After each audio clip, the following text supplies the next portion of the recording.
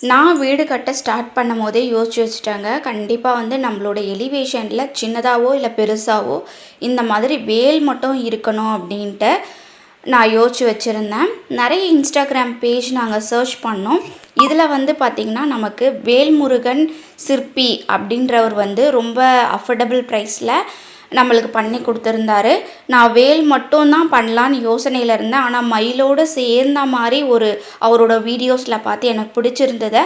இந்த மாரி எனக்கு வேணும் அப்படின்னு சொன்னேன். அதே மாதிரி கீழ வந்து மலை இருக்கிற மாதிரி வேணும் அப்படின்னு சொல்லியிருந்தேன்.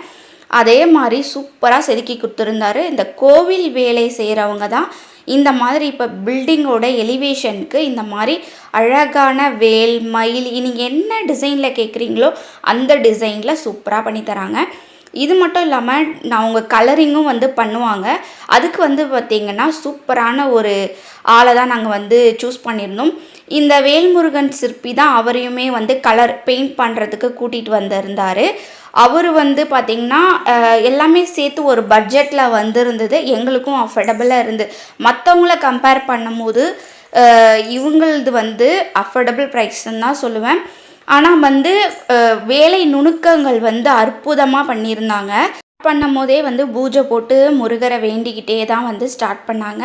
அதே மாரி முடிச்சதுமே வந்து ஒரு நாள்லயே இந்த ஃபுல் ஒர்க்கையும் காலைல 9:00 வந்தாங்க. 6:00லாம் முடிச்சுட்டு அவங்க வந்து கிளம்பிட்டாங்க. நாங்க வந்து ஒரு 1 வீக் 10 டேஸ் வந்து பெயிண்ட்டுக்காக வெயிட் பண்ணோம். நல்லா க்யூரிங் ஆன பிறகு பெயிண்ட் பண்ணோம்.